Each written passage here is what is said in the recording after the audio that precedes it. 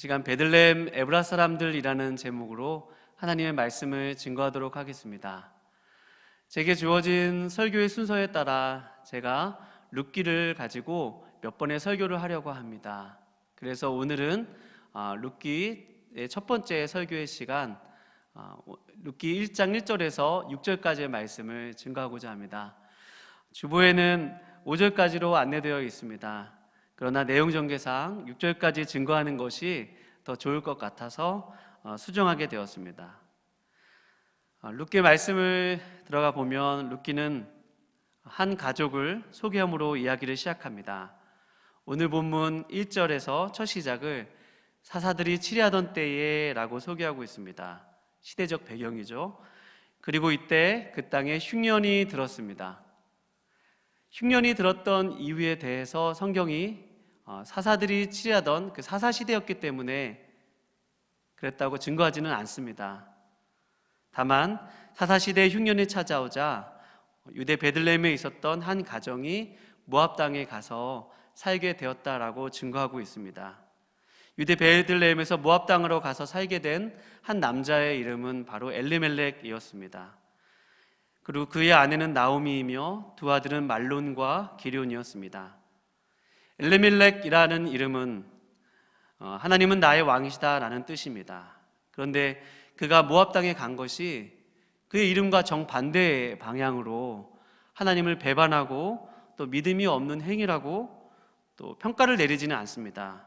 그저 오늘 성경은 기근을 피해 흉년을 피해 모압 땅에 갔던 그 가족들이 유대 베들레헴 에브라 사람들이라고 강조하고 있습니다.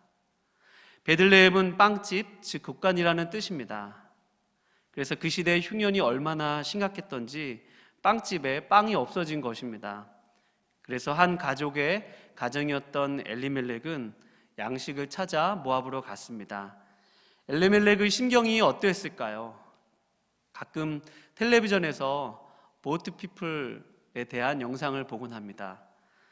제3세계의 어느 국가에서 정치적으로 혼란하고 또 양식이 없어서 사람들은 굶주림을 피해 보트 하나에 의지하여서 안전한 나라를 향해서 갑니다. 그 모습이 얼마나 위험해 보이고 또 그 사람들이 얼마나 고통 가운데 있는 것을 영상을 통해서 간접적으로나마 확인할 수 있습니다. 지금도 각 나라들은 이런 난민들을 반가워하지는 않습니다. 마찬가지로 엘리멜렉이 모압 땅에 갔을 때 모압 땅의 시선은 베들레헴에서 온 엘리멜렉의 가족을 곱게 보지 않았을 것입니다. 낯선 땅에서 나그네로서 가족을 먹여 살려야 했던 엘리멜렉의 어깨가 얼마나 무거웠을 것인가를 미루어 짐작할 수 있습니다. 오늘날 우리 가정에서도 가정들은 가족들을 책임지기 위해서 얼마나 많은 노력을 기울이는지 모릅니다. 무한경쟁 사회에서 누구나 생계가 녹록하지는 않습니다. 그런 사회 속에서 가장들은 힘겨운 삶을 살아가고 있습니다.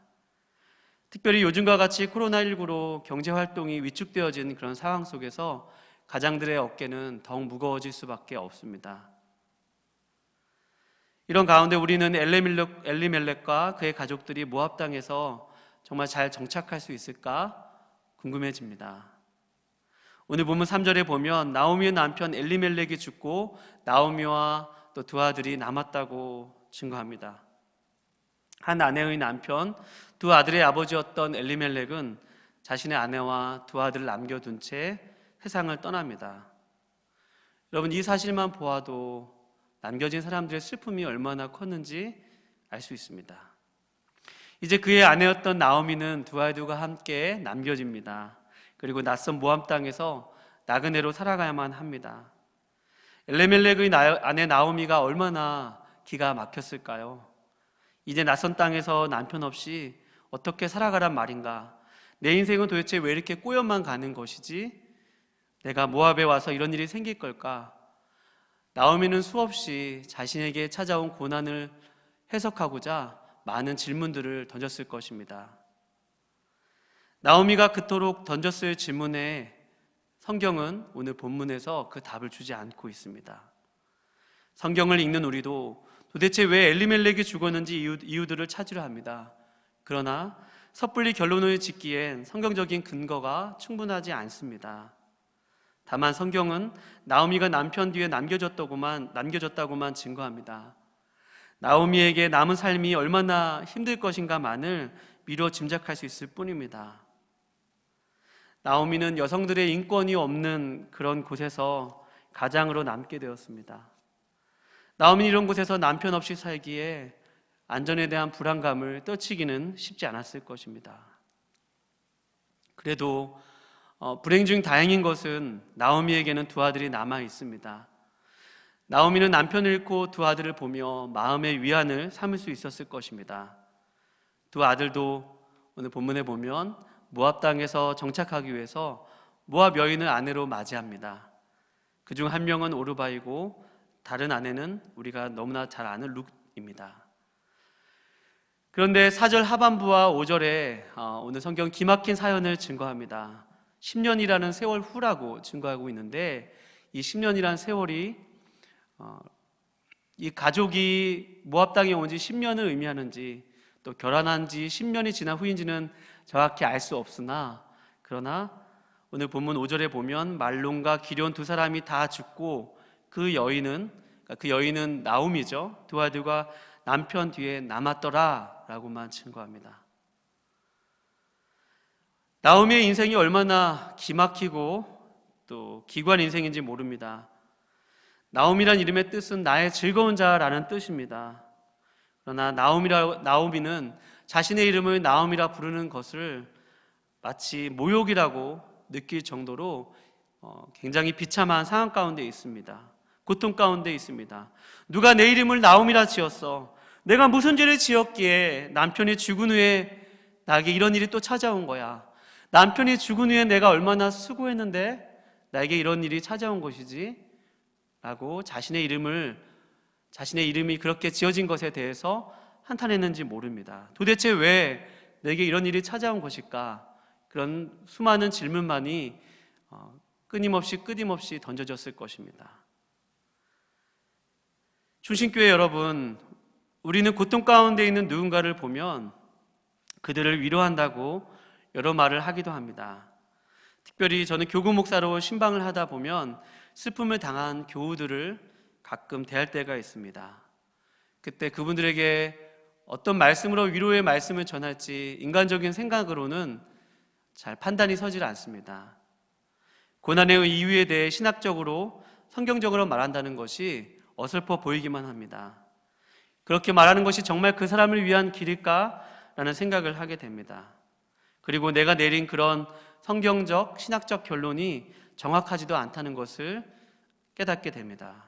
그래서 오직 그 성도분이 다시 힘을 내어 하나님을 바라볼 수 있도록 말씀을 전하고 기도만 해드립니다.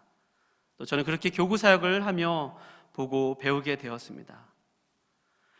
룻기의 저자이신 성령께서도 룻기의 기자를 통해서 나오미의 고난과 고통의 이유에 대해서 설명하지 않으십니다. 아니, 아예 나오미의 고통이 왜 찾아왔는지 관심을 두지 않습니다. 그래서 제가 오늘 설교의 제목을 베들레헴 에브라 사람들이라고 정했습니다. 이 제목 외에 딱히 뭐라고 정해야 할지 몰랐기 때문입니다. 오늘 본문 2절에서 기근을 피해 고향을 떠나 모압 지방에 가서 살게 된 가족이 바로 베들레헴 에브라 사람들이라고만 증거합니다.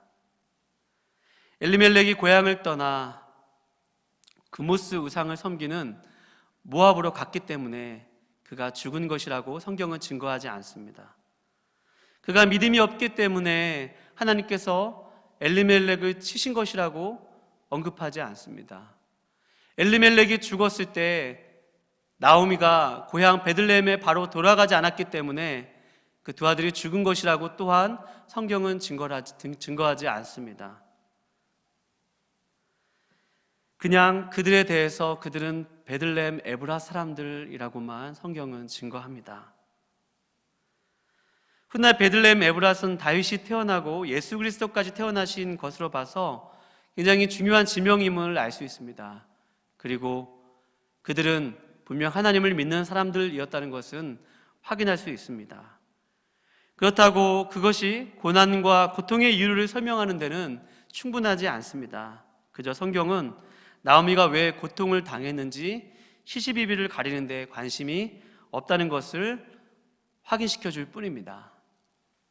사랑하는 여러분, 코로나19가 세계를 강타하는지 그것을 정확하게 알 수는 없습니다. 역사적으로 중세시대에도 흑사병이 찾아와서 유럽 인구의 거의 3분의 2 이상이 죽는 불행한 일이 있었고요. 분명한 것은 이 모든 것이 하나님의 주권 아래 있지만 하나님의 뜻을 우리가 정확히 알 수는 없었다는 것입니다. 중세시대의 흑사병이든 또 우리가 지금 당하고 있는 이 상황이든 분명한 것은 그것은 하나님의 손 아래에 있지만 이 일이 왜 일어난지에 대해서, 왜 우리에게 이런 고통이 찾아왔는지에 대해서 우리가 정확한 이유를 알기는 쉽지 않다는 말입니다. 이런저런 추측은 할 수 있으나 정확하지는 않습니다. 혹이라도 확진에 걸린 사람들에 대해서 뭔가 섣불린 판단을 내린다는 것이 그 자체가 모순일 때가 많습니다. 나는 확진자가 아니기 때문에 나는 괜찮은 사람이야, 나는 하나님과의 관계에서 아무런 문제가 없어 라고 단정 짓기에는 모순점이 많습니다. 한 예로 지금 세간의 사회적 공분을 일으킨 범죄를 일으킨 그 사람도 코로나19 질병과는 아무런 상관이 없지 않습니까?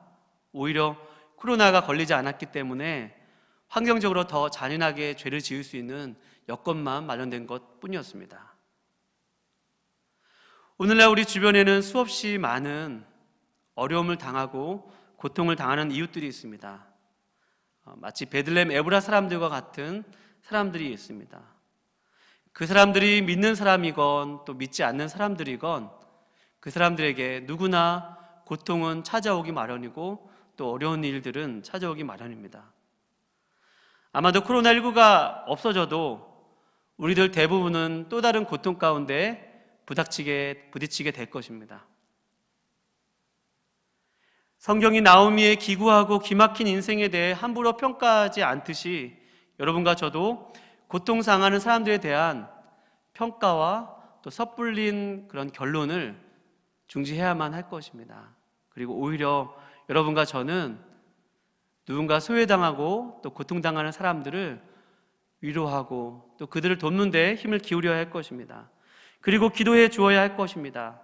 혹시 도울 수만 있다면 적절한 방식으로 하나님의 뜻 가운데 도와줘야만 합니다. 교회가 해야 할 일은 수혜를 당하는 사람들, 고통당하는 사람들 향해 그들을 안아주고 손을 잡는 일을 해 주어야만 합니다. 나는 이런 일과 상관없으니까 안도하기보다 이 사회에 얼마든지 고통당하는 사람들을 돌아보고 그들을 그 상심한 사람들의 마음을 싸매어주고 또 그들의 아픔과 함께하는 일이 여러분과 저의 사명인 줄로 믿습니다. 그렇다면 여러분, 남편과 두 아들 뒤에 남은 나오미는 이제 어떻게 살아가야 할까요? 라는 질문이 여러분과 저에게 던져집니다. 나오미는 남편과 두 아들 뒤에 남겨졌지만 삶을 포기할 수는 없습니다. 그저 살아가야만 합니다. 피투성이라도 살아있으라 라는 말씀처럼 삶을 견뎌야 하고 또 이겨내야 할 수밖에 없습니다. 그런데 나오미가 오늘 고향 베들레헴에서 반가운 소식을 듣게 됩니다. 오늘 본문 마지막 6절을 보면 제가 한번 읽어드리도록 하겠습니다. 그 여인이 모압 지방에서 여호와께서 자기 백성을 돌보시사 그들에게 양식을 주셨다함을 듣고 이에 두 며느리와 함께 일어나 모압 지방에서 돌아오려 하여. 여호와께서 자기 백성을 돌보시사 양식을 주셨다. 나오미가 주께서 자기 백성에게 하신 일을 들었습니다. 그렇지, 내 인생을 살리시는 분은 오직 하나님뿐이 없으셔. 하나님만이 내 인생을 살릴 수 있으셔. 하나님만이 내 인생의 유일한 소망이셔. 하나님만이 내가 붙들 수 있는 유일한 산소망이 되셔. 그래, 하나님께로 돌아가야겠다. 내 고향 베들레헴으로 돌아가야겠다. 난 베들레헴 에브라 사람이다. 난 하나님의 자녀다. 난 그리스도인이다. 하나님은 나를 맞아주실 거야. 그런 심령의 고백이 나오미에게 있었습니다. 이러한 믿음이 나오미에게 있었습니다. 여러분, 히브리서 11장 6절에 보면 하나님께 나아가는 자는 반드시 그가 계신 것과 또한 자기를 찾는 자들에게 상 주시는 이심을 믿어야 할지니라 라고 증거하고 있습니다. 그렇습니다. 나오미는 이제 자신의 텅 빈 삶을 채워주실 분이 오직 하나님뿐이심을 고백하고 있습니다. 오직 여호와 외에는 자신의 양식을 채워줄 사람, 자신의 인생을 배고픔을 찾아줄 사람이 오직 여호와 외에는 아무도 없음을 나오미가 고백하게 됩니다. 여러분, 고통이 찾아오면 아픕니다. 괴롭습니다. 그러나 고난이 유익이 되는 것은 고통 속에서 하나님을 만날 수 있기 때문에 고난이 유익이 있습니다. 누군가 하나님께 불순종하고 하나님을 찾지 않았기 때문에 그에게 고통이 찾아왔다라고는 쉽게 말할 수 없습니다.